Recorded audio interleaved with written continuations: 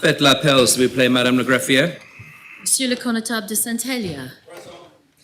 Madame le connétable de Saint-Laurent. Monsieur le connétable de Saint-Brelade. Monsieur le connétable de la Trinité. Monsieur le connétable de Saint-Pierre. Présent.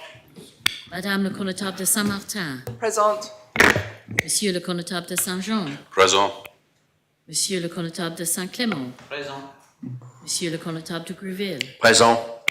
Monsieur le connétable de Saint-Ouen. Présent.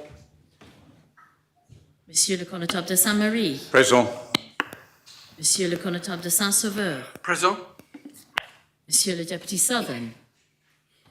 Madame le député Labbé. Monsieur le député Tadier. Monsieur le député Luce. Madame le député Dublé. Présente. Monsieur le député Morel. Présent. Madame le député Lehegara. Monsieur le député Ayer. Monsieur le député Ward. Présent. Madame le député Alves. Madame le député Gardner. Monsieur le député Ghost. Monsieur le député Farnham. Présent. Madame le député Moore.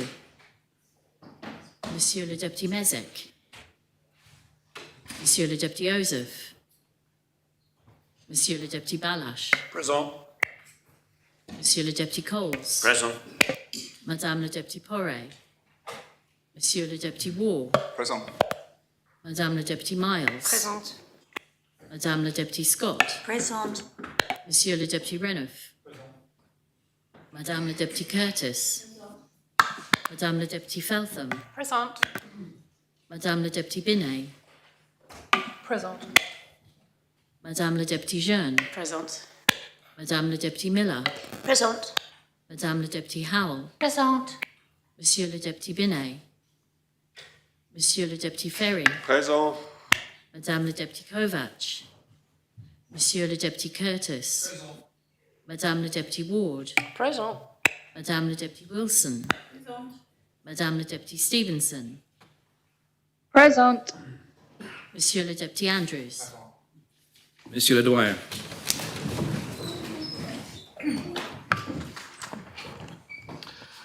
Notre soit au nom de Dieu qui a fait le ciel et la terre. Amen. Seigneur Dieu, Père éternel et tout-puissant, qui a établi le gouvernement et les puissances de la terre, pour le règlement et pour la conduite du peuple, et qui nous a commandé d'avoir toujours pour but la gloire de ton saint nom. Nous te prions qu'il te plaise de donner à cette assemblée le don de conseil et de prudence, d'unir les cœurs et les affections de tous ceux qui la composent, de la conduire tellement toi-même par ton Saint-Esprit, que toute leur délibération est accompagnée de ta bénédiction. Réussisse au bien-être au soulagement du peuple, qu'il t'a plu de commettre à leurs soins. Car nous t'en prions au nom et par les mérites de ton Fils bien-aimé Jésus-Christ, notre Seigneur, qui nous a enseigné de t'invoquer en disant: Notre Père, qui es aux cieux, ton nom soit sanctifié, ton règne vienne, ta volonté soit faite sur la terre comme au ciel. Donne-nous aujourd'hui notre pain quotidien, et nous pardonne nos offenses, comme nous pardonnons à ceux qui nous ont offensés. Et ne nous envoie pas en tentation, mais délivre-nous du mal, car à toi la règne, la puissance et la gloire, au siècle des siècles. Amen.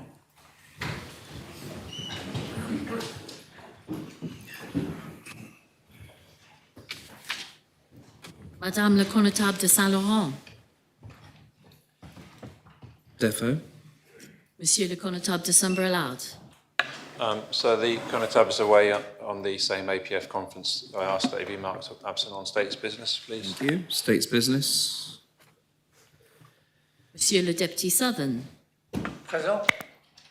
Madame le député Labbé. Defo.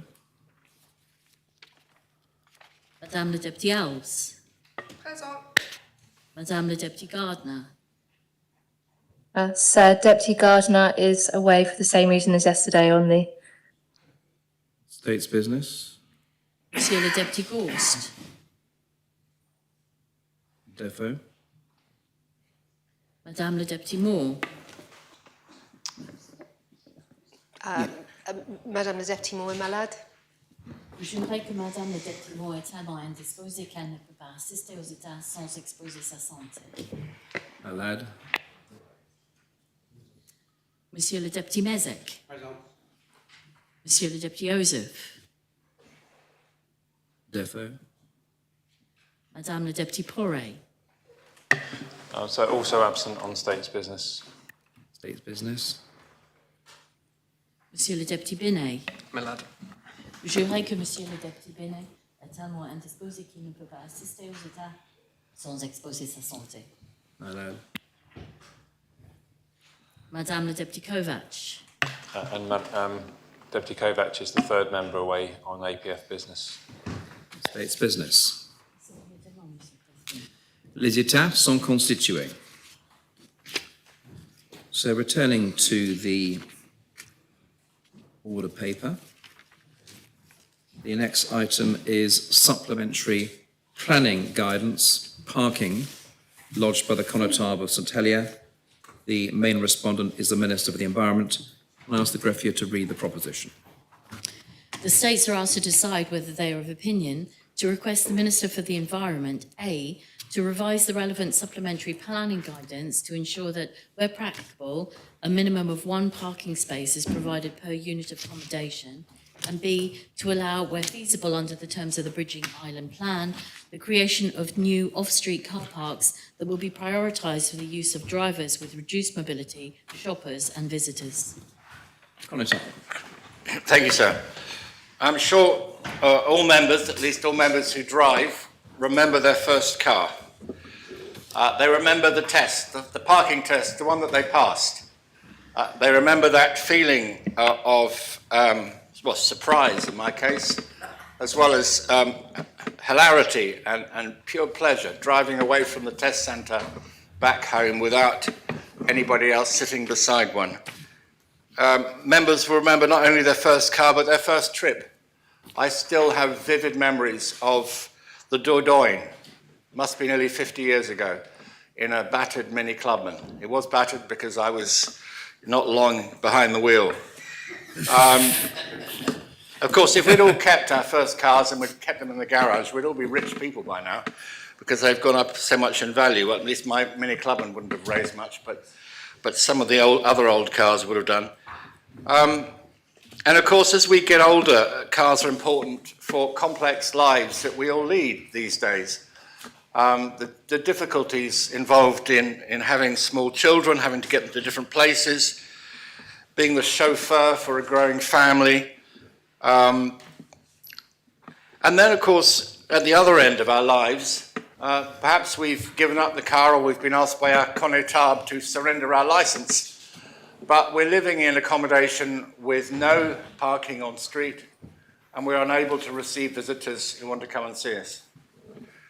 These are the kind of issues, sir, that I have been dealing with for many years, and which have caused me to bring this proposition to the States.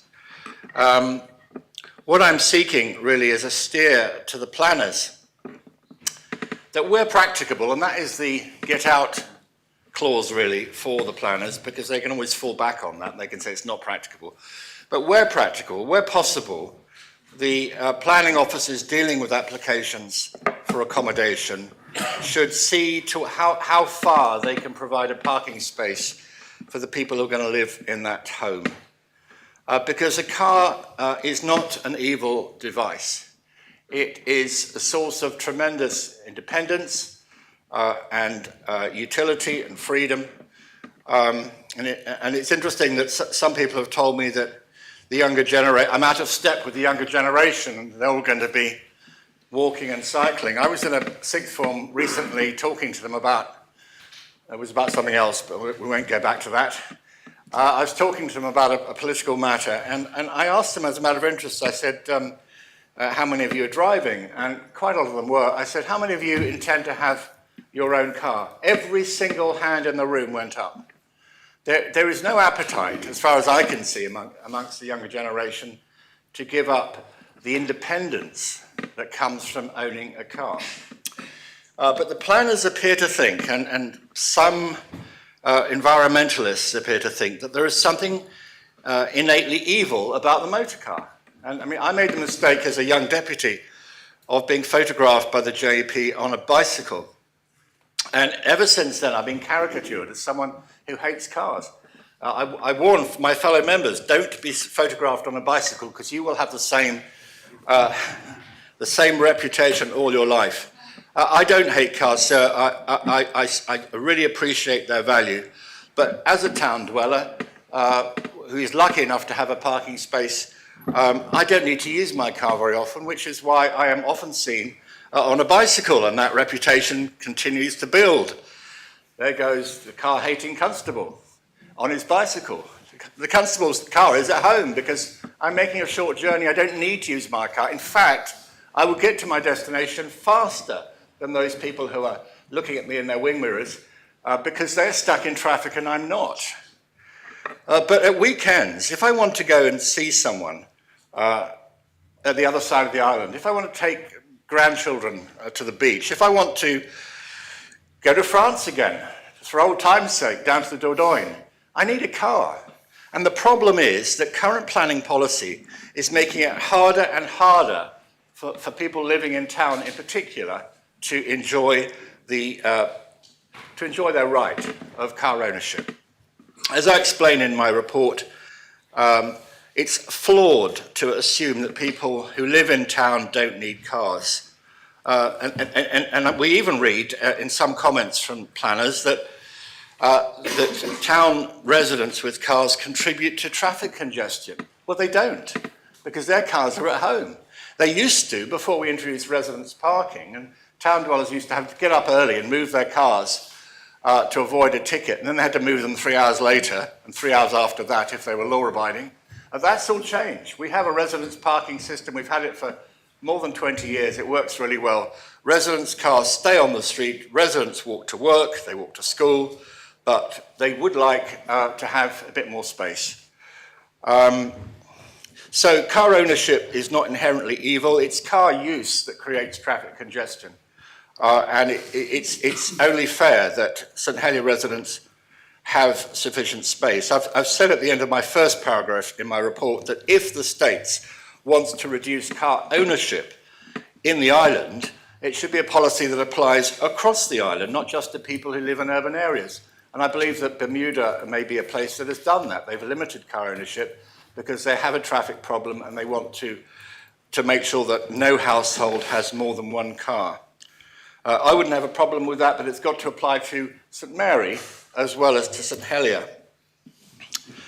The irony, of course, and this is explained in my third paragraph in the report, is that I have always supported states' propositions to protect the countryside and the beaches, Plymouth and Grève de Lec. More recent Grève de Lec, of course, when we bought that site at vast expense to the taxpayer.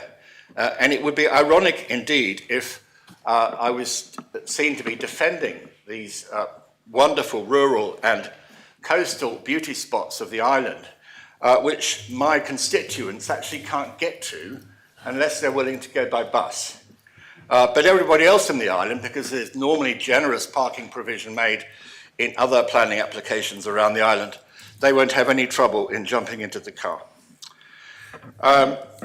I've mentioned one particular development, which was by Dandara, if I'm allowed to say that, the West Centre development, which was a total rebuild, came to the St Helier Roads Committee, and we said, we understand the planners don't want you to provide any parking, but actually we think it'd be a really good idea if you provided a basement level parking, and they did. But that's the only development I can think of in nearly 24 years where actually a comment by the Roads Committee in favour of parking has been followed up. If we take a more recent one, this one was in the press only a couple of days ago in Columbury, the Planning Committee has just approved this. So we're going to have 30, how many is it? Let's have a look. 29 flats Of those, 15 will be two-bedroom flats. So one can assume there'll be at least one car driver in that flat. So 15 two-bedroom flats, one enormous office, and 14 one-bedroom flats and a retail unit. And that development, which is from the ground up, it's completely new, is being provided with 14 parking spaces. 14 parking spaces. They'll be used up by the people who live in the two-bedroom flats for a start, if they all want to drive, or if they want to have a car.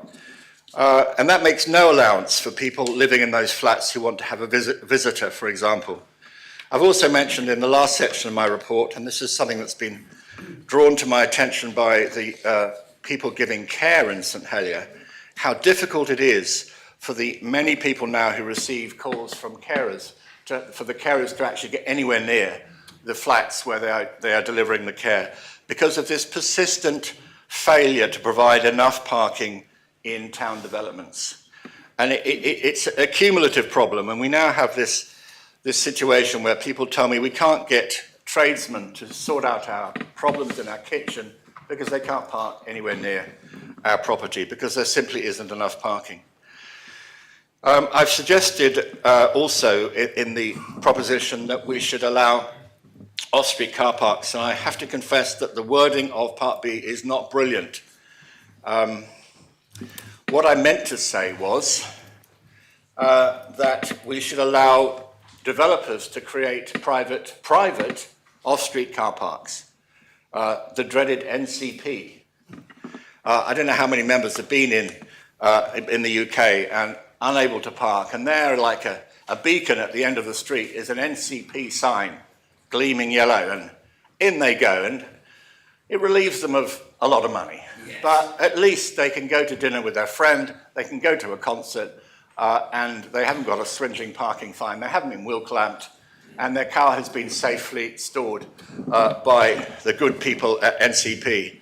I would welcome that in Jersey. I think, particularly in Havre where a recent application for an off-street car park by a developer that actually wants to create a car park rather than flats.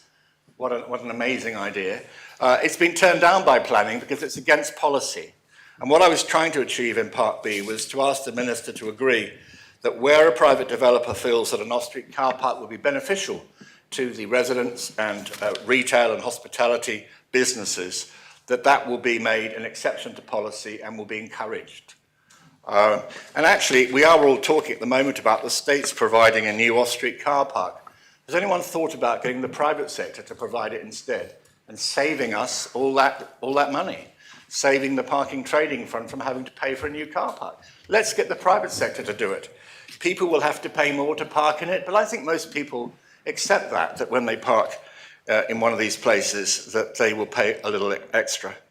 So that is the point of my proposition. It's designed to send a message to the planners that they've got to stop turning down, they've got to start looking for ways to make properties have, particularly where it's a build from the ground up, to have a parking space. And one of the biggest criticisms in the comments from the planning minister, and I suppose also from the Council of Ministers, is that this will make property unaffordable. Well, I simply don't believe that. I think if we start telling developers that it is a right of people, particularly living in town, to have a parking space, jolly well make provision when you design a building to have the first floor, the first 2 floors parking. This happens all over Europe. The first couple of floors, you don't have to go underground, the first couple of floors are parking. Make the building a bit higher if you have to, but don't deny residents of town areas the parking that they need, and the parking for their visitors, the parking for their carers. So I make the proposition. Thank you, Conatable. Is the proposition seconded? Minister. Could I ask for the defo to be raised on Deputy Yusuf, please? Members content to raise the defo? The defo is raised. Could I ask for the defo to be raised on Deputy Lobby, please? Members content to raise the defo? The defo is raised. Yes, Minister. Thank you, sir. So while parking is undeniably a popular and emotive issue, especially as we lead up to an election, it's vital that we approach this debate with clarity and focus. I had thought, sir, to keep the speech to the end of the debate where I might sum up in some sort of way and speak against some of the people who will support the constable. But actually this is far too important and I want to make the speech while everybody, or nearly everybody, is in the chamber at the start of the day. So, sir, I urge members to concentrate on the substance of each part of the proposition before us. With that in mind, I will begin by addressing Part B of the Constable's proposition, and despite what he may have meant, this element is of less concern to me, primarily because its current wording, and I accept that the Constable may have meant something else, but the current wording offers little practical impact and does little to advance the issue meaningfully. So the Constable's proposition asks me, as Minister, to allow new off-street car parks where feasible under the Bridging Island Plan. Let me be honest, this part of the proposition doesn't change anything. It doesn't change how decisions are made, and it doesn't change the policies already agreed in this Assembly by members. Planning decisions, including those about car parks, are made by the Planning Committee or under delegated authority having regard to the merits of individual development proposals. My role as Minister is limited, but it is to uphold the island plan and to follow the advice of independent inspectors in planning appeals, unless there are strong reasons to do otherwise. The Bridging Island Plan, which has been approved by this Assembly following public consultation and independent scrutiny by planning inspectors, is clear. It does not support new standalone private car parks in St Helier, except for temporary short-stay shopper parking. Why? Because land in town is better used for other forms of development, such as the provision of homes or schools. We've seen this recently in Bath Street, where land as a surface car park for decades has been left, but now transformed into much-needed housing. That is progress and a much more appropriate use of land in the middle of town. Sir, I understand the Constable's concerns, especially around the availability of parking to serve places like Overday Park. But any proposal for a new off-street car park, whether private or public, needs to go through a formal planning process and be justified with robust evidence and considered on its merits relative to the policies of the island plan. The Minister for Infrastructure is working on a car parking strategy, and that evidence will help inform future decisions about the provision of new off-street parking facilities, to be considered on its merits either against the current island plan or included in the next one. I would suggest that the Constable and his Roads Committee engage with this work and explore how best St Helier is served by off-street car parks. So let's be clear. This part of the Constable's proposition, Part B, does not unlock any new powers, it doesn't change policy or enable any new action. If we want to improve off-street parking, we should do so through evidence-led planning with a clear strategy and consider proposals on their merits, not symbolic propositions. So I want to turn now to Part A of the Constable's proposition, and this is the far more important part of my address today. It's more important to emphasise that this part of the proposition is about the amount of car parking that is provided in association with the development of new homes. It is not about the general availability of parking in town. The effect of the Constable's proposition would be that planning guidance is amended to require every new home to have at least one parking space. I do not use this phrase lightly, sir, but the consequences of supporting Part A would be disastrous. It may seem like a small change to members, but it would be catastrophic on many levels, and it would take the island back 30 years. I've already lodged my own comments, which I trust have been of assistance to members in considering some of the seriously adverse implications of Part A. I'd like to speak to those comments and highlight some of the serious issues presented by Part A of the Constable's proposition, these concerns are shared not only by me, but other stakeholders across the development industry. I want to start my comments about Part A by explaining the supplementary planning guidance that I've issued. This guidance, Residential Parking Standards Guidance, was only issued in October 2023 and remains, in my view, entirely appropriate. Members may not have had the opportunity to review it, so it's important they understand what is already in place before we consider further changes. The SPG, sir, is designed to reflect Jersey's diverse character, and it is not a one-size-fits-all rule. It divides the island into 6 zones with parking standards tailored to each. In central St Helier, standards are lower. In parish centres and countryside, standards are more generous, and this reflects the differences in accessibility and travel needs of islanders, depending on where they live. And for all of the island, except St Helier Town Centre, the guidance sets minimum standards for provision. Developers can provide car parking space over and above the minimum standards where they wish to do so. This guidance does not preclude car ownership for St Helier residents. It allows for and requires the provision of space to park cars in new residential developments in town and across the island. The guidance considers the type and size of homes. It ensures that the needs of families, specialist accommodation, visitors, cycles and motorcycles are met by ensuring that parking space is required to be provided for all new residential development. These parking standards are integrated with policies on housing size and development density, and this supports better places to live and more sustainable communities. The guidance provides flexible, not zero, standards. There is no encouragement for car-free development. Developers can provide more parking space over and above the minimum standards for everywhere in the island apart from St Helier Town Centre. And here, there is a maximum standard of up to 1 parking space per home. Parking is required for all forms of residential development, but some exceptions are allowed. Yes, there's reduced provision in the town centre.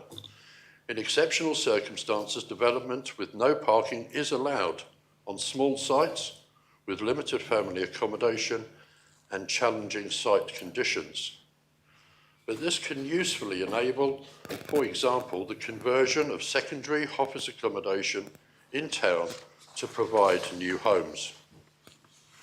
This guidance balances sustainability and practicality. It recognises that many islanders still rely on cars. It aims to manage, not eliminate, car use. This is a moderate, location-sensitive approach. It supports both housing delivery and sustainable transport.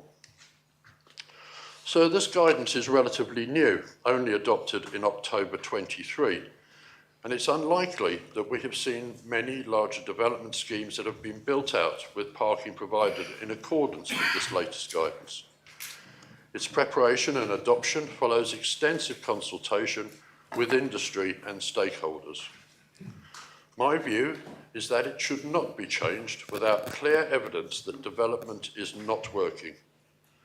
Any further amendments should be preceded by a thorough assessment of the standard's actual effects, coupled with additional consultation with both the public and industry stakeholders.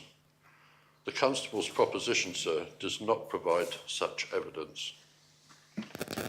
In my view, the current SPG is flexible, tailored and balanced. It reflects Jersey's needs and promotes choice. Yes, I'm willing to monitor its performance and to make changes should it be demonstrated that it's not working. But the time to do that, however, is not now. So I've set out why I think the existing standards are entirely appropriate and do not need to change. I want to move on to set out why, and many others, are deeply concerned about the serious implications of Part A of this proposition, should it be supported. I will start with the affordability and economic risks posed by Part A, risks that cannot and must not be underestimated. We are a government and an assembly committed to reducing the cost of homes on our island. We're also striving to support a construction industry that is facing significant challenges. Part A of this proposition runs counter to both those objectives. Let me be clear. Requiring a parking space for every new home will make homes less affordable for many islanders. The cost of providing a parking space, whether above ground or underground, ranges from £30,000 to £70,000 per unit. That translates to anything from £175 to £410 per month on a typical mortgage. £410 per month. For first-time buyers, for young families, and for those on lower incomes, this could be the difference between owning a home and being locked out of the market entirely. And that is before we consider the cost, the ongoing cost of car ownership in Jersey, which already sits at somewhere between £2,500 and £4,000 per year. By supporting Part A, members would be imposing additional financial burdens on islanders, burdens that directly contradict our stated goal of making housing in Jersey more affordable. Members should be clear, however, that the impact goes way beyond individual households. Economically, this proposition threatens the viability of new developments. In many cases, the cost of providing parking exceeds its market value. On the St Helier waterfront, for example, a single basement parking space would cost about £90,000 to deliver, while the sale price would be somewhere around £70,000. This misalignment risks stalling projects, reducing housing supply, and weakening our already fragile construction sector at a time when we should be providing confidence and certainty. Members will undoubtedly have seen recent media reports to see how fragile this sector is. I'm also able to share with members some direct comment from development industry representatives.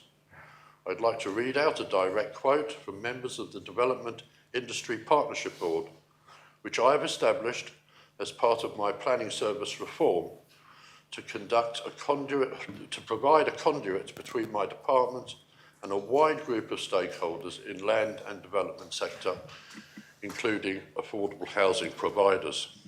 And they say, board members report that a marketplace where many developments are already stalled and contractors struggling due to both local and macro circumstances, it's difficult to understand how the proposition might result in doing anything other than ensuring the pending development in the emerging pipeline is further mothballed due to the impact on viability. Sir, this statement provides further evidence, if any is needed, that a more flexible approach, as set out in the current parking standards, is essential to keep homes affordable and maintain a healthy pipeline of new development. I want to move now to the risks that this part of the proposition poses for the efficient and effectiveness of island planning services, and as a consequence, the risk this poses to the performance of the development and construction industry in the island. As members will know, another of this government's key priorities, set out in the Common Strategic Policy, is to deliver a faster, more efficient and more predictable planning system. Planning guidance plays a critical role in achieving this. Why? Because supplementary planning guidance can provide clarity and certainty to applicants, officers and decision makers by offering clear, objective standards. Clarity and certainty builds trust, generates confidence and drives improvement. Part A of the proposition proposes a minimum standard of 1 car parking space per home, with the caveat, and the constables mentioned it, where practicable. At first glance, this phrase may seem to offer flexibility, and some members may feel this makes the proposition more acceptable, but I want to challenge that view. Where practical introduces uncertainty and it introduces inconsistency. It leaves applicants and officers guessing what is or isn't practicable, and this will inevitably lead to more negotiation, slower decisions, and a higher risk of appeals. Planning guidance must be clear and it must be objective. Ambiguous phrases like where practicable undermine confidence. They threaten the fragile progress that we've made in improving the planning service so far. We must not allow uncertainty to erode the good work already done. That means setting clear standards, not vague ones. As Minister for the Environment, I feel it's my responsibility to highlight to members that Part A of the proposition would make development less sustainable, also less equitable, and also undermine our efforts to create better places in Jersey. The carbon neutral roadmap agreed by this Assembly in response to the climate emergency makes it clear transport in Jersey is our largest source of emissions. Mandating a parking space for every home, which is what the Constable's proposition would do, reinforces car dependency, it contradicts our climate and sustainable transport policies, and it takes us back to the outdated standards we had 30 years ago. The approach advocated by the Constable's proposition also risks undermining the efficient use of land, especially in urban areas. Requiring a minimum of 1 space for every new home on the island reduces housing capacity on each site and makes it harder to meet the island's housing needs. And building higher, as the Constable has already suggested, isn't a simple solution. This would become more expensive due to the need to provide more basement parking, and an efficient use of urban land risks pushing development into greenfield land. The effect of this proposition leads to less dense, inefficient development, which is exactly what the island plan is seeking to avoid. I now want to talk about economic and social equality. It may challenge some members' perception, but not every household wants or needs a car. Forcing everyone to pay for the provision of parking space removes choice and it removes flexibility. It's also economically and environmentally inefficient. Evidence from recent developments reveals that there are unsold or unused parking spaces at Andium and SOJDC development schemes in St Helier. This suggests that some residents either do not want or do not need or maybe can't afford a car parking space. I would also ask members to consider the impact of increasing parking provision and parked cars on the quality of our neighbourhoods, especially in town. I would urge members to ask themselves what kind of places do we want to create in the island? Do we want car-dominated neighbourhoods which discourage walking, cycling, are less safe for children, older adults and those with disabilities, and which undermine air quality and the safe use of outdoor spaces? Our planning system should empower people to choose how they live and choose how they travel. We should not be imposing car parking spaces for everyone and every new home. We should be moving forward to a more sustainable pattern of living and development and not revert to outdated car-centric models. In concluding my remarks, sir, I want to be clear.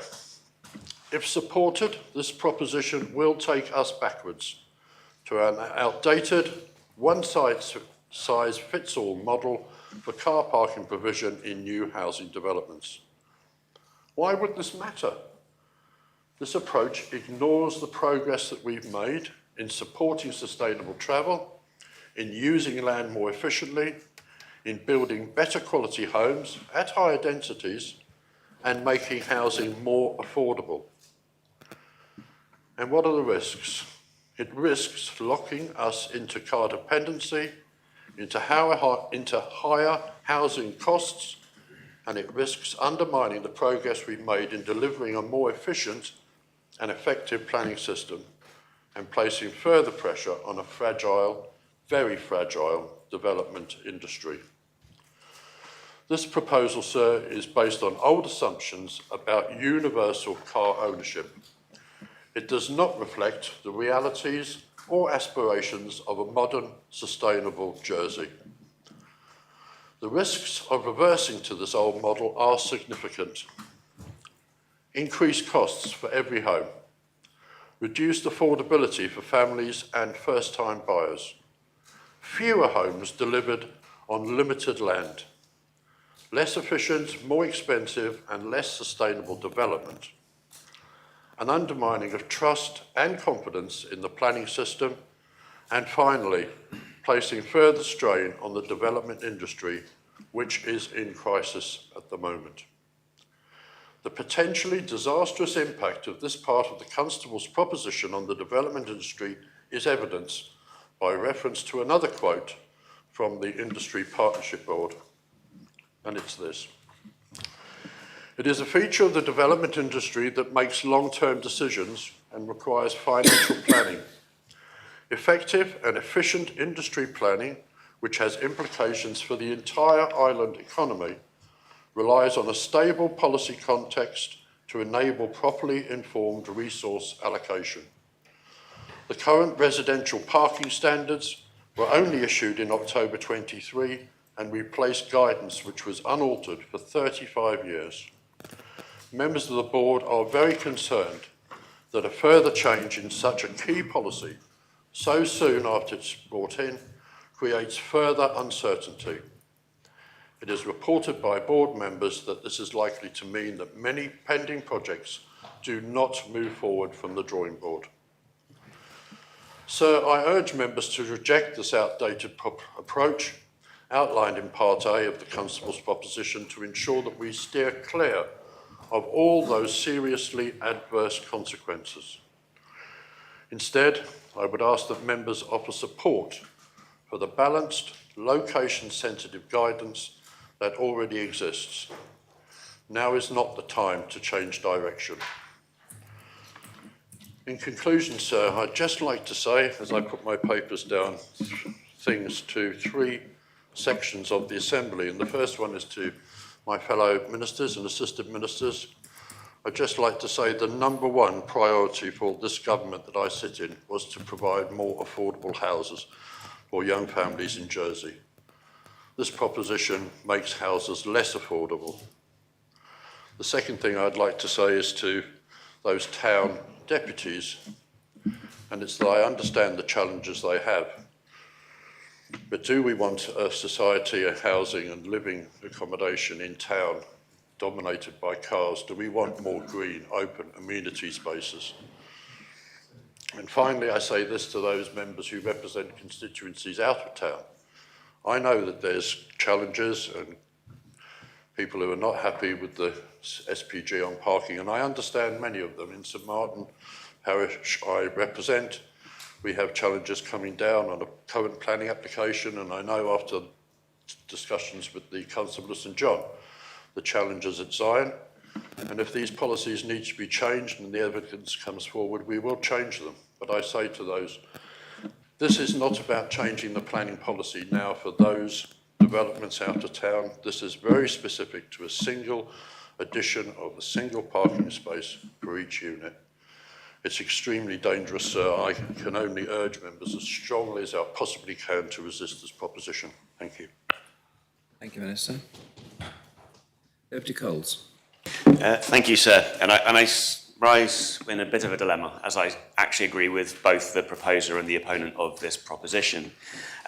I find it interesting that the Minister is choosing to the words that this is a definitive, because it's my understanding, sir, that we cannot direct the Minister on supplementary planning guidance. In fact, if that was the case, sir, the propositions that I brought back in 2023 would have been enacted now, and I am still patiently waiting for that guidance to be published.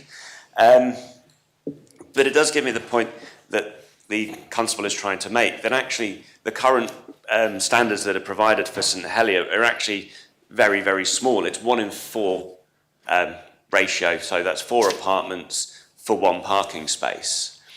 And for me, sir, that in my area of St Helier, that is quite dangerously low.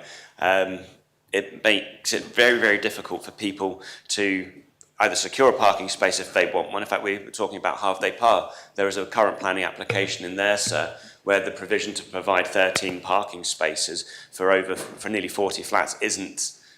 It's so small that in an area where there is very little public parking already, there is no residence parking scheme, sir, in that area. So that puts more strain on the already on-street parking in that area for people who do wish to have a car. So, and actually, the Constable of St Helier, I mean, we were a different day in a different debate, and so today I'm absolutely on my Constable's side in the sense that he made the point about people wanting to go on holiday and take the car, sir. When we talk about emissions, actually putting a family of 3 or 4 in a car on the boat to drive into Europe is a much more carbon-friendly holiday than it is for them to get on a plane and fly to that same country within Europe. So actually, we do need people to be able to have access to a car if we want them to go on holiday and to experience this world that we have on our doorstep just through into Europe. When I think more locally, sir, I also think about the sporting achievements that this island is very good at. So this island has a very good reputation for shooting in the Island Games. But sir, I think Liberty Bus would be quite resistant if people who lived in St Helier wanted to take their rifles on a bus to go to the shooting ranges. So this island is also known for its surfing, and in St Peter's, trying to take a surfboard onto a bus isn't always easy and convenient, let alone a sandy and wet wetsuit coming back afterwards. But even if we talk more locally, sir, so I used to live on Rouge Bouillon, and that was really well located if I wanted to use Fort Regent. I could quite happily walk there to use the gym, to use any of the sports facilities up there. And if I still lived at Rouge Bouillon, so walking up to the new Oakfield site would be equally as easy. The challenge I always had in this area, though, sir, is as I used to have an active membership, and before active took over the water splash, I would have to go up to Le Kennevet. That's not always convenient. There is a good bus route, but it's quite a long bus route. So if I wanted to go swimming, I'd have to try to catch a bus. So it was always easier for me just to take my car. And this is one of the points. We have many facilities, but if I think of my residents at the waterfront, if they want to now use Oakfield to do any kind of sports activity that works around their schedule and timing, it's a longer walk now than it used to be to go to Fort Regent. So actually we're moving things in a way which isn't always convenient. If we want our islands to be fit, active and healthy, yes, walking is part of that, but also engaging in sports activities and team events builds a community. So I feel that the parking requirements within town does need to be improved. I'm not sure it needs to be 1 space per home, but that gives us another opportunity. When we look at developments like Sur-le-Marcon Court, sir, this was one where Andium have developed a private car park for the residents, equated for roughly the number of residents that they have that would usually take a parking space. The other parking spaces got made into a public car park, and that's a Charles Street car park now, which has helped the place like the Arts Centre be able to draw more people in. So, sir, I think there is a balance to be struck within the parking schemes within St Helier, especially in major, large developments, because these are opportunities where we can provide small pocket public car parks as well as improve the access for residents. When we talk about the cost as well, sir, we look, the Minister's right, it will put up the price of a mortgage. But of course, if somebody wants a car and is living in town, they'll have to pay for parking anyway.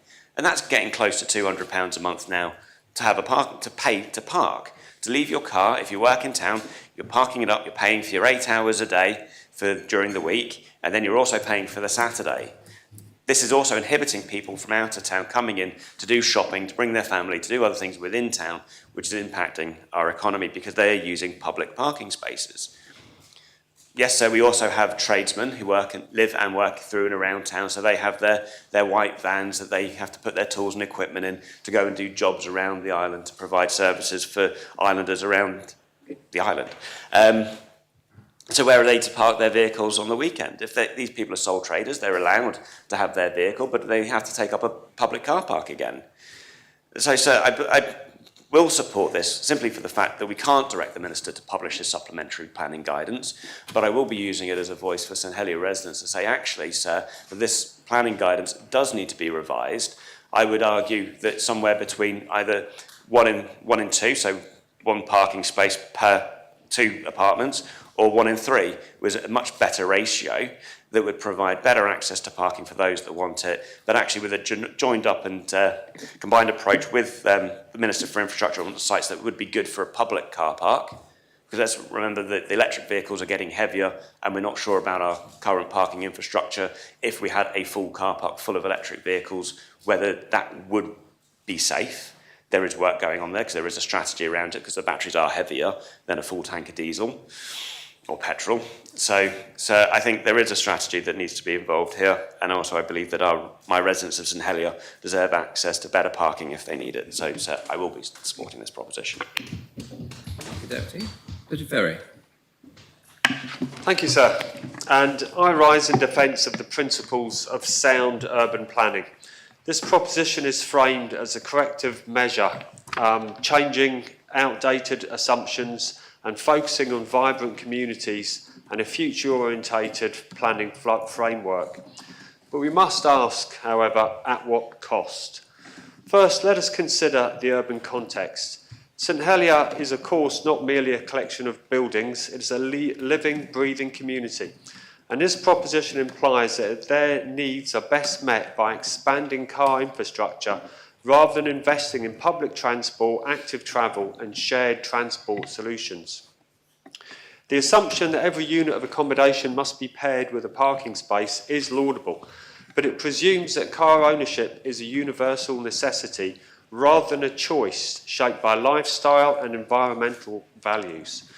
We should not ignore that a growing number of islanders, young and old, choose not to own a car.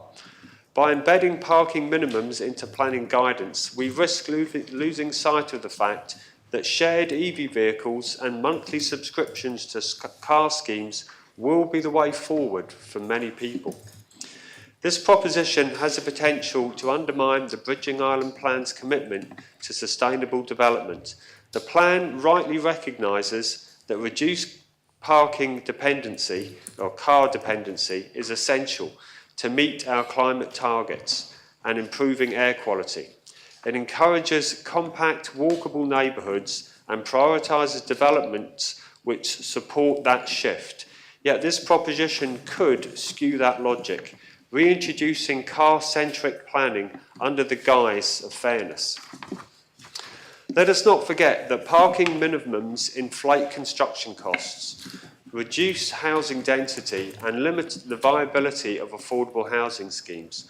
They force developers to allocate valuable land to vehicles rather than people. In the town centre, where space is scarce and demand for housing is high, this is not efficient. The report accompanying the proposition cites examples of development with limited parking provision, suggesting that town residents are being unfairly penalised. But fairness cannot be measured by the number of parking bays. True fairness lies in the creation of communities where all residents, regardless of mobility, income or lifestyle, can thrive. That means investing in accessible, non-personalised transport, safe cycle infrastructure, well-connected public spaces, and one day, autonomous vehicles. It means recognising that urban living offers unique advantages: proximity to services, reduced travel times, and lower environmental impact. We should not conflate car ownership with car use, or should we ignore the fact that most congestion in St Helier is caused by inbound commuters, not St Helier residents. Let us also consider the second part of the proposition, the creation of new off-street car parks prioritised for drivers with reduced mobility, shoppers and visitors.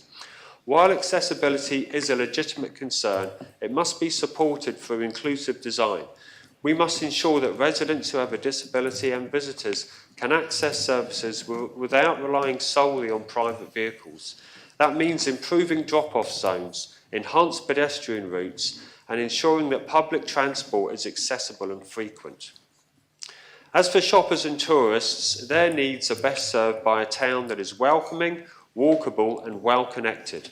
The economic viability of St Helier depends on its character.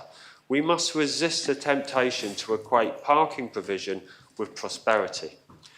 I can see the argument that this provision merely seeks to restore the balance, that rural developments enjoy more generous parking and urban ones should follow suit. To square this, it must be recognised that rural areas face different challenges: limited public transport, longer travel distances and dispersed populations. Our urban areas, by contrast, offer density, connectivity and opportunity. Planning policy must reflect these differences, not erase them. To be clear, I do not oppose all parking provision. I recognise that residents, particularly those with caring responsibility, shift workers or those with mobility needs, require access to vehicles, as do tradespeople who visit sites for maintenance works. So this is a step forward, provided it is not locking us into a model of development that prioritises cars over people, short-term convenience over long-term sustainability, and that it does not undermine the principles of the Bridging Island Plan and sends a contradictory message to developers, planners and residents alike. In this respect, the insertion of the words in the proposition, where practicable, gives me some comfort. While some people view this as creating ambiguity, I see it as providing a level of flexibility. We must be bold enough to imagine a different future, one where urban living is not defined by parking ratios but by quality of life, one where accessibility is achieved through innovation and where fairness means meeting diverse needs, not enforcing minimum standards. I will, on balance, be supporting this proposition in both its parts. Thank you, Deputy. Deputy Tellier. Thank you, sir. I had to wait till the last sentence there because I won't go on the attack so much now, sir, because it wasn't clear from, I think, most of the speech necessarily to me that he was in favour of Part A and B. But that's welcome, I think, as a fellow member who will also be supporting at least part of this proposition. So can I start off with the first part that that I still have concerns about? I'd like some explanation from perhaps both the DFI Minister and also the Constable, who is also coincidentally an Assistant Minister at Infrastructure. I was concerned about the comment that he made, or the comments he made about the private multi-storey car parks potentially appearing in St Helier, and I don't know if that was tongue-in-cheek or if it was genuinely part of his vision that perhaps there could be some private sector provision, because I think that would be careful what one wishes for, is what I would say in that regard. I think that there are questions about the state of our multi-storey car parks in St Helier for a start. Some of the ones that have been designed perhaps a long time ago are not really fit for purpose, and I think that there have been suggestions for quite a long time that some of them, we can talk about the car parks, we're not going to offend them. Minden Place, I think, has a very strange design. It's not easy to get in and out of, and it's probably designed for a time where cars were much smaller, sir. I think that goes to show the risk if you give premium space in St Helier over to a private company which is going to build a multi-storey car park. You lose control over that area for a start, and if you may create a white elephant, you have no control over the prices, and of course, so in 20 or 30 years' time, when that car park becomes redundant or there's been demographic or technological shifts, what do? Is government forced to step in and buy the car park back off them? How do you decommission a car park from the private sector, I suppose, is the question I'm asking, much in the same way as questions might be asked about the wind farm. So I'm not that enthusiastic about Part B. I also see that Part B says, where feasible under the terms of the Bridging Island Plan, the creation of new off-street car parks should be prioritised. But if that's already feasible under the Bridging Island Plan, why do we need to have Part B to allow this? So I don't think that serves any purpose. And I'm wondering if tactically, actually, the Constable, being a very wily and experienced States member, has just put Part B there in as a shot to nothing, so to speak, but he doesn't expect to get much traction from it. But actually the real debate, I feel, does need to be around Part A, because I'm just getting the words come to me when I heard the Environment Minister speaking about double standards, sophistry, and what was the other word we could use?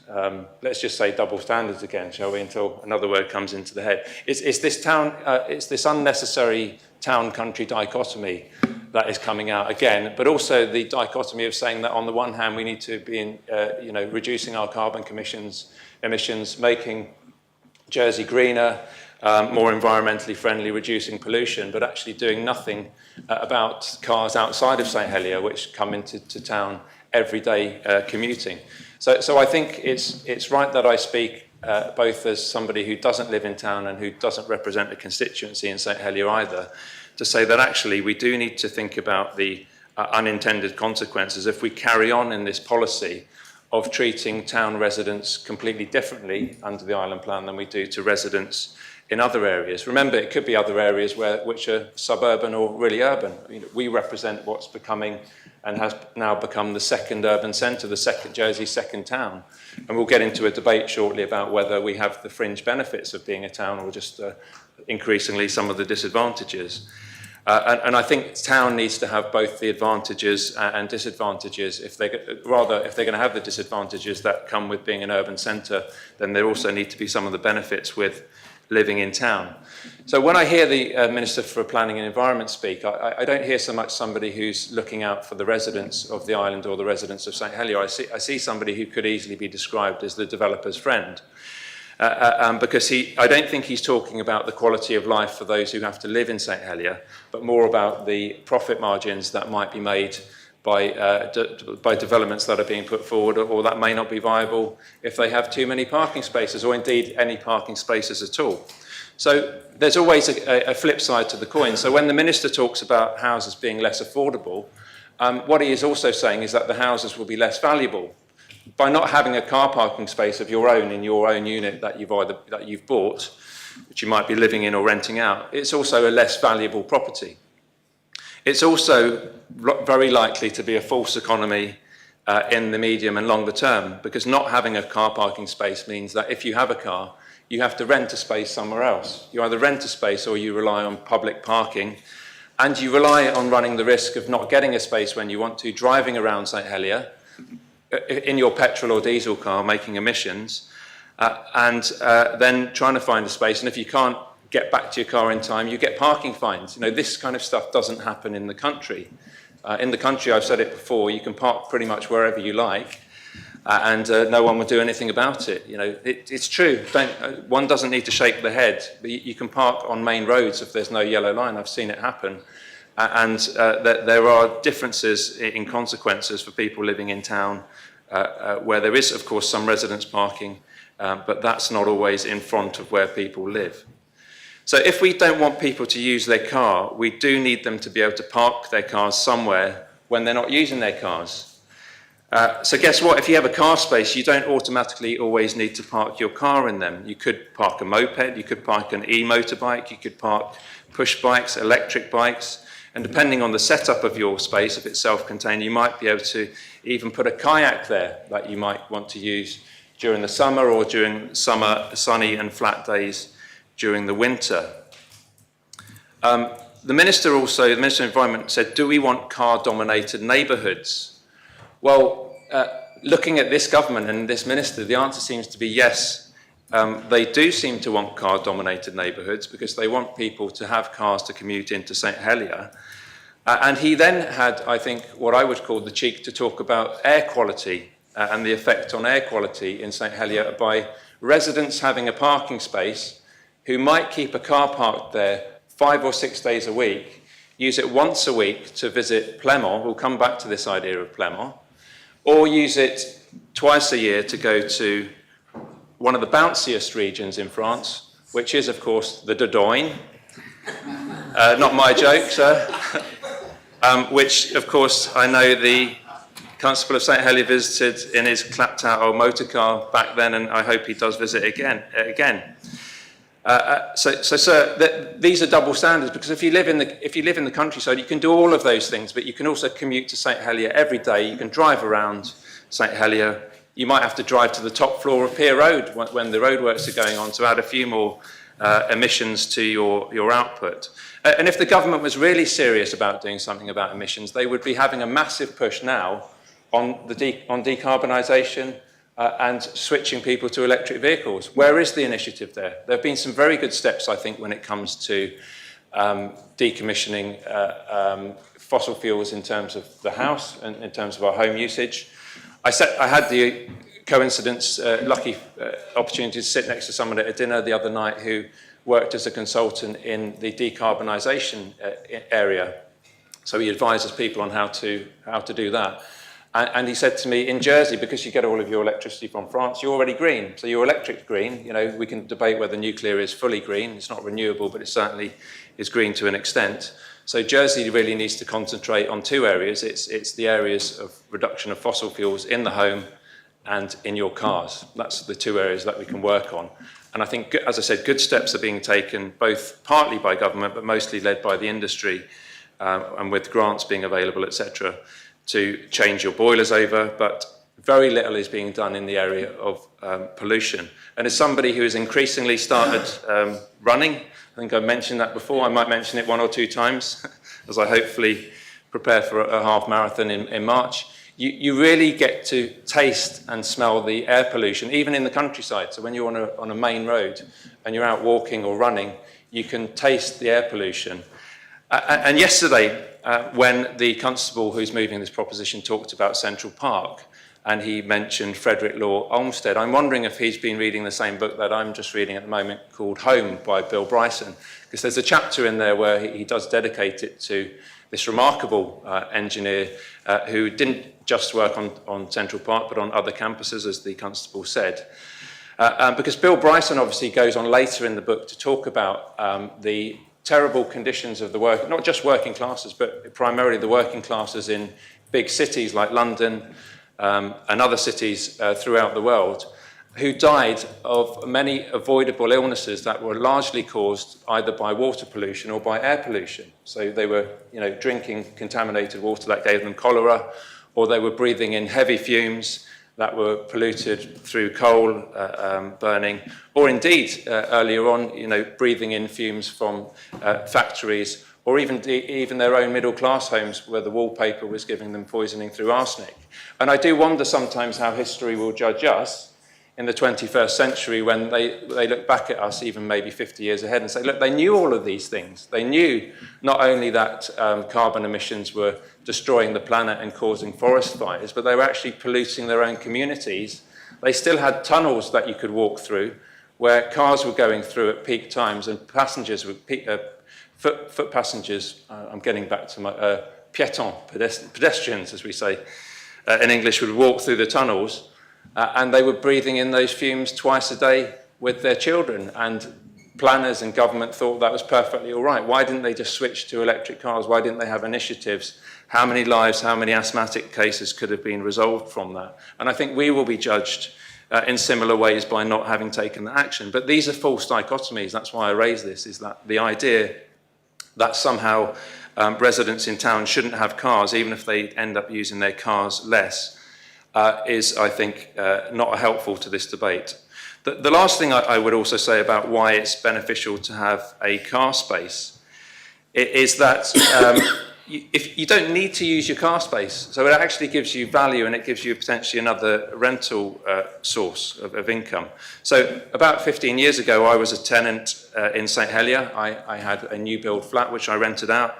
Can you believe it that it was only £1,000 a month for a two-bedroom flat in St Helier? It was very well insulated. I didn't need to put my heating on at all, perhaps once for a couple of weeks in February.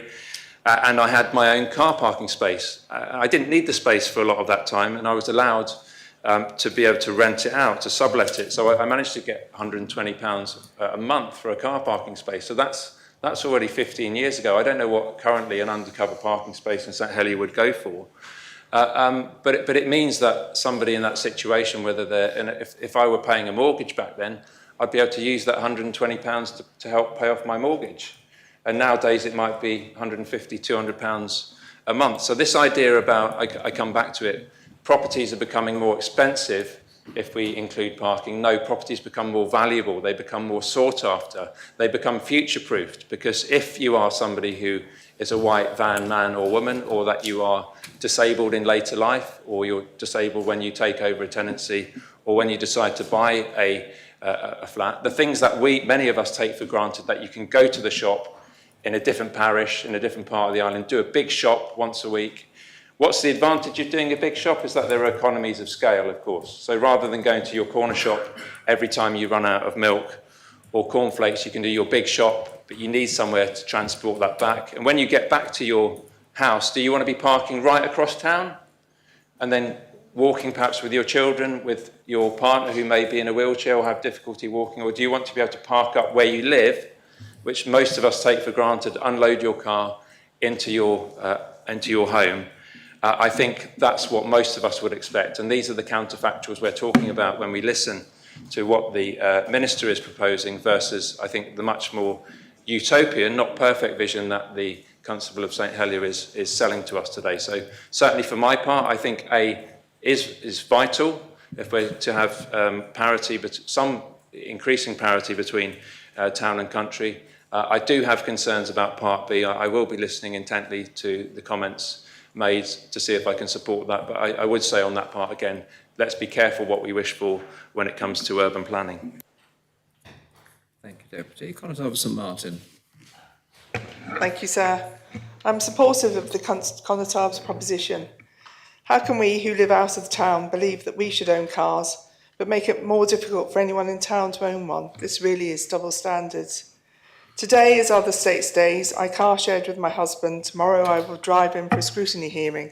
My family cycled very often and I'm pro-cycling. I'm also a terrible cyclist, but my husband cycles in every day, apart from when we share for the States. I do live in the real world and we need to look at parking planning conditions across the island. For example, in St Martin, a developer has submitted a housing scheme awaiting permission, but the current planning guidance for cars is simply ridiculous. St Martin is keen for right sizing and more first-time buyer homes, but we simply cannot support the lack of car parking. As in town, how will anyone have visitors? How will the elderly who've right-sized have carers or have any tradespeople pop in? And if you're in a shift, you cannot take an overnight bus into town or out of town, I don't believe. Deputy Lucy, Environment Minister, is a deputy in my constituency. He knows that our parish car park is a victim of our own success. We never have enough car parking, it's a daily problem. I need the Minister to let me know, with this SPG, where all the extra cars will be parked. It's a short speech and I know I've gone slightly off piece, but I support the proposition and I make a plea for planning to look at car parking holistically, not just in St Helier, but across the island. We need a sensible, real-world approach to parking. Thank you, sir. Thank you, Constable. Deputy Howell. Thank you, sir. I think probably what I was going to say has been already said by Deputy Tadier and the Constable St Martin. I do appreciate that not every unit of accommodation in town can have parking, but I do think we have to be mindful of people who need carers, who've got people with disabilities. If you need a plumber or an electrician, it's very difficult to take a whole set of tools to a home on a bicycle. I couldn't do it on my bike, sir. And so I do think we have to be more mindful of providing space for cars so that all the homes that we're providing in St Helier can be provisioned. And I also feel very sorry for people who are actually those electricians and plumbers who we need, because they do need somewhere to put their vans. and they need parking for their vans. I know, I totally understand that we need to encourage people to walk, to cycle, to go on the bus, but it's not always practical. And I feel really bad as well, sir, that in our garage we have got some surfboards and boogie boards and a kayak. And I feel that I'm rather I feel that I feel bad that I've got that, because poor people, where do people in town, in their flats, where do they have these? How can they enjoy their free time if they haven't got somewhere to store these things? Anyway, that's what I wanted to say. So I do have great, I sympathise and I understand why the Constables brought this proposition, sir. Thank you. Thank you. Constable St Saviour. Thank you, sir. I've got a great deal of sympathy with this proposition, sir. But my opinion is it's not a St Helier problem, it's an urban area problem, which many parishes have. I remember, sir, as a young boy, my father's first car, which was a very old Morris, any colour you like as long as it was black, 2 channels on the television, and there was no problem with parking because you parked in the road. But obviously as time went on, families grew, and the children of the parents wanted their own cars. And that's where things really begin to mount up. As a young deputy, I was called out on, I think, day 4 of my election to a gentleman who'd lost his wing mirror to somebody whizzing past his car late at night, parked on the road. So I said, I'm very sorry, but it's a police matter. And it happened again, so he applied for permission to remove the front wall of his garden to make a parking space in front of his house. But there's no net gain there because no one can then park on the outside of that car, so there's no net gain in parking spaces. Until he discovered that somebody did park on the outside of his car, he couldn't get out. So the following night he parked his car in the road, and guess what happened? He lost his wing mirror. But it is a major problem. I'm not quite sure what the answer is, but as I say, it's an urban problem, not a St Helier problem.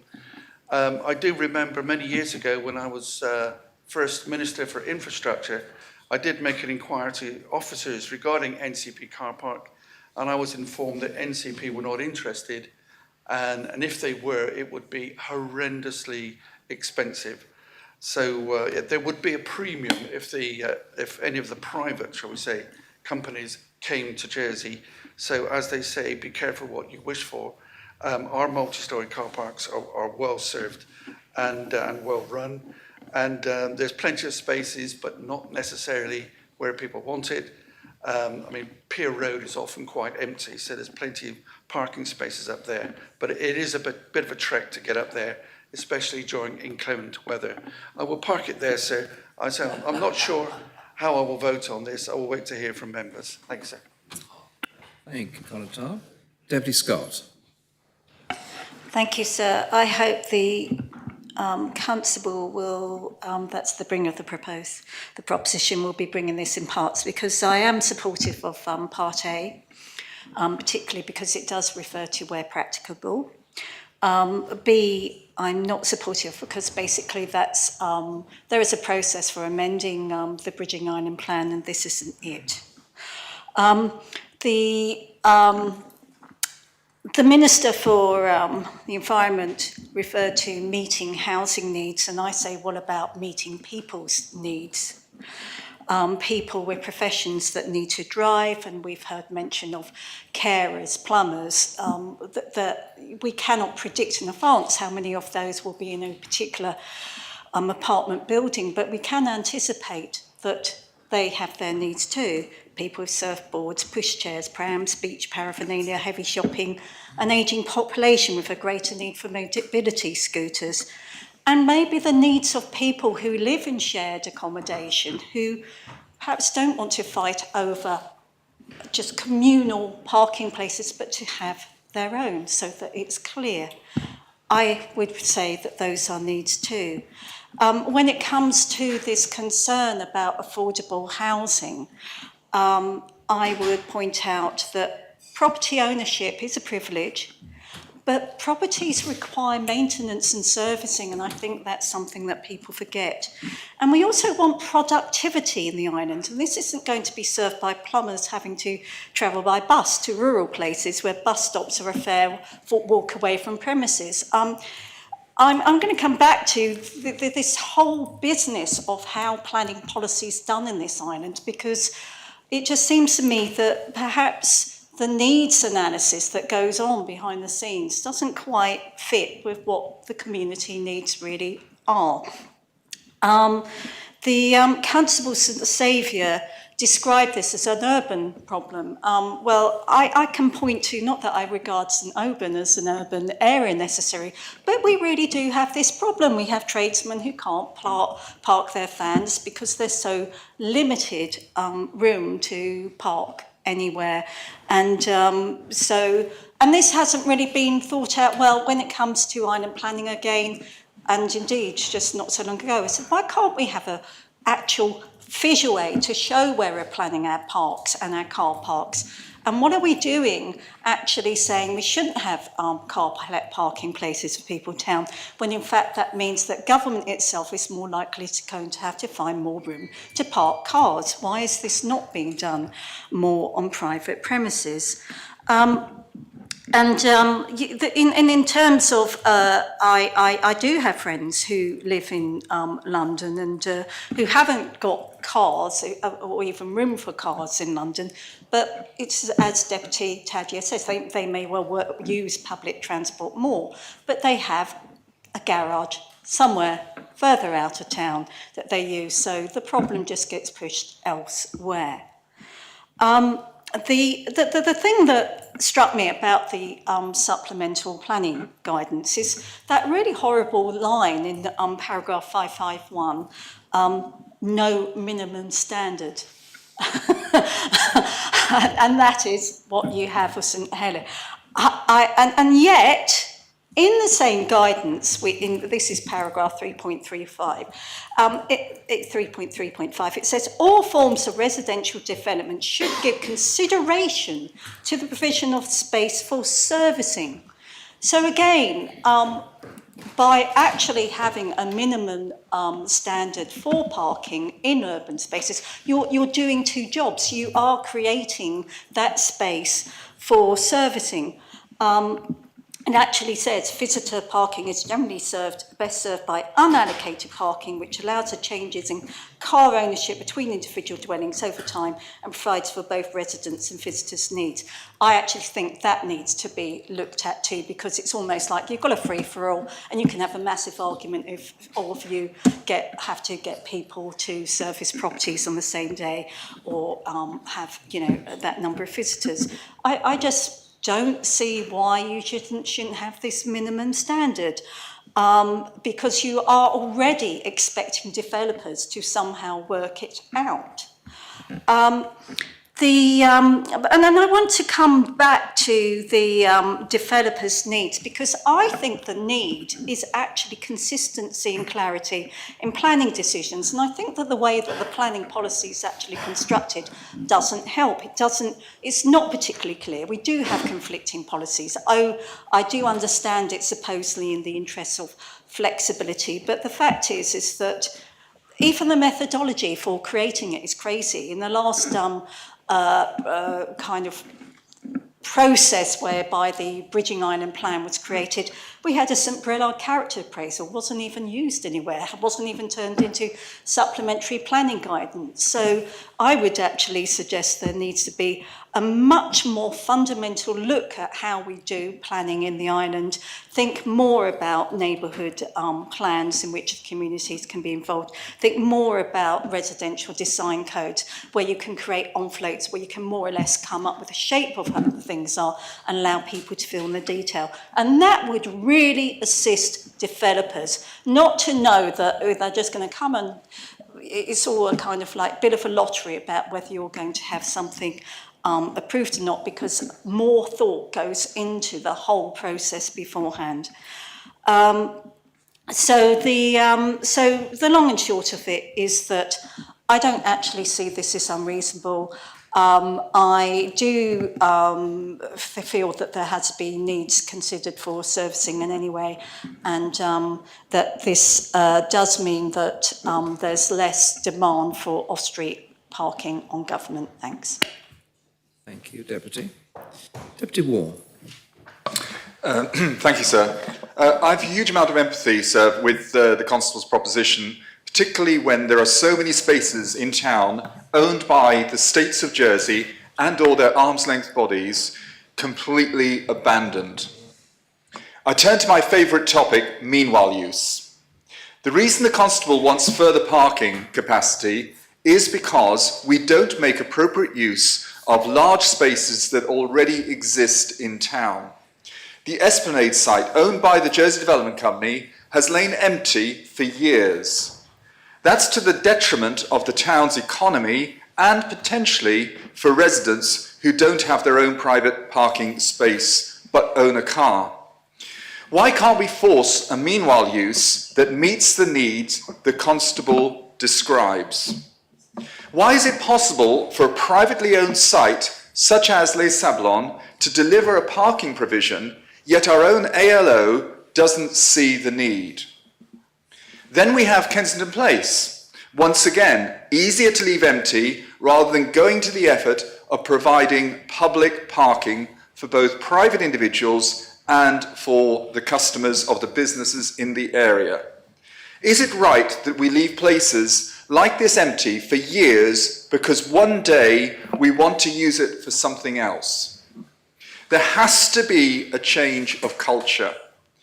This is not just about private interest, it's also about supporting the economy. It's interesting that the social housing provider, Andium Homes, have been asked to provide 0.7 spaces per unit. Nobody spoke about how much this added to the cost of building their homes. In the After Par area, why, if Andium Homes have spare capacity, can't we flex their use? Let's get creative with the space we have. Let's proactively use meanwhile use. Planning rules in a much more proactive way. I agree with the Environment Minister that the additional cost will not help affordability of homes, but if we are not prepared to proactively use unused spaces because we won't force a meanwhile use, then the concerns raised by the Constable in this proposition remain very valid. I'd like to hear from the Environment Minister exactly what he will do to ensure that those wasted spaces are used more effectively now. After all, the need is now. Thank you, sir. Thank you, Deputy. Constable St John. Thank you, sir. Sir, this proposition at its core is about being fair to islanders and being practical in how we plan new homes. And I want to start positively. I'm delighted to be able to inform Deputy Ward that we are in discussions with our colleagues from Health about accessing some of that space at Kensington Place. We have made real progress, sir, on sustainable transport. We have more safe crossings. We have better paths and pavements. We've introduced up to 70 new parking spaces for cycles in town. We've got partnerships with schools and parishes to support walking and cycling. And clearly there's a lot more to do. So the hopper bus, which is a great way of getting around St Helier, either from St Helier to another part of St Helier, or using a through ticket coming in from anywhere on the island, has seen 67% increase in ridership, sir, and we want to double that. We're really keen to increase that.